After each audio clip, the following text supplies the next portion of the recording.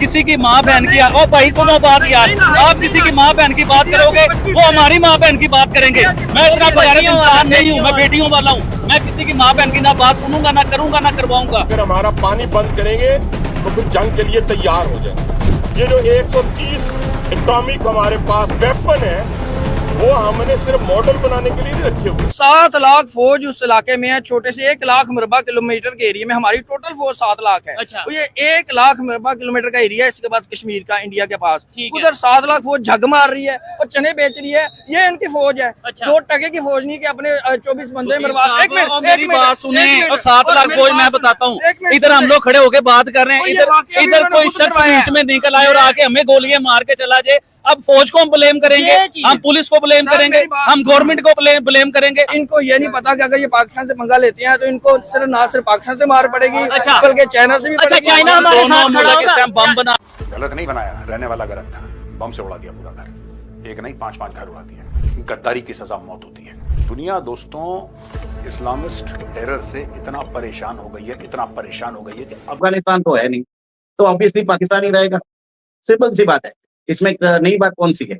और हमने हमेशा देखा कि हाफिज सईद टर्की में तो रहते नहीं है, ना ओसामा बिन लादेन ईरान में पाए गए थे। तो आप देख लीजिए, आपका जो रिकॉर्ड है वो अपने आप ही बताता है सब कुछ। मुझे कुछ बोलने की जरूरत नहीं है, और भी मैं बोलता रहूंगा तो सिर्फ मैं ही बोलता रहूंगा।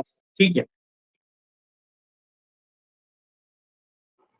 रज़ा सर, क्या कहते हैं आप? उसामा बिन लादेन की बात की और बहुत से लोगों की बात की, उमेश सर ने क्या कहेंगे? इससे पहले पुलवामा अटैक हुआ था, उरी अटैक हुआ था, जिस पर भारतीय मीडिया ने कहा कि ये तो पाकिस्तान की साजिश है, आईएसआई के हाथ है इसमें। तो आप इन सब चीज़ों का जवाब कैसे देंगे?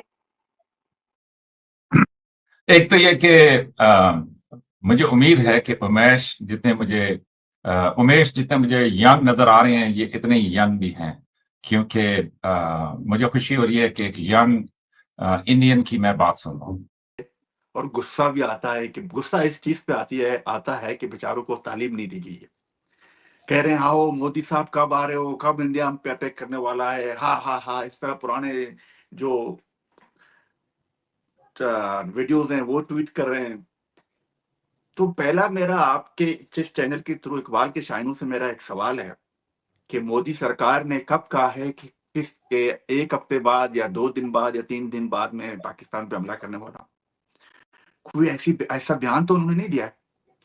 उन्होंने ये कहा है कि जिसने भी किया है हम उसको जाके मारेंगे और जो भी उनके पीछे हम उनको चुन चुन के मारेंगे।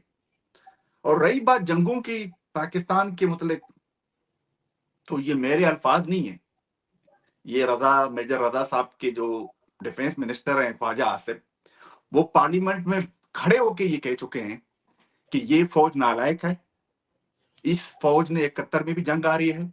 इंडियन डिप्लोमेट्स जो हैं वो अफगानिस्तान पहुंच गए हैं।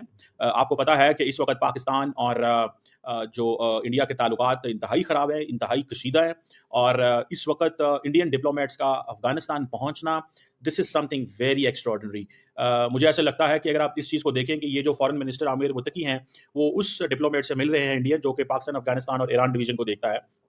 और ज़ाहिर बात है पाकिस्तानीज़ अलर्ट हैं, पाकिस्तानीज़ जानना चाहते हैं कि ऐसी क्या चीज़ हुई।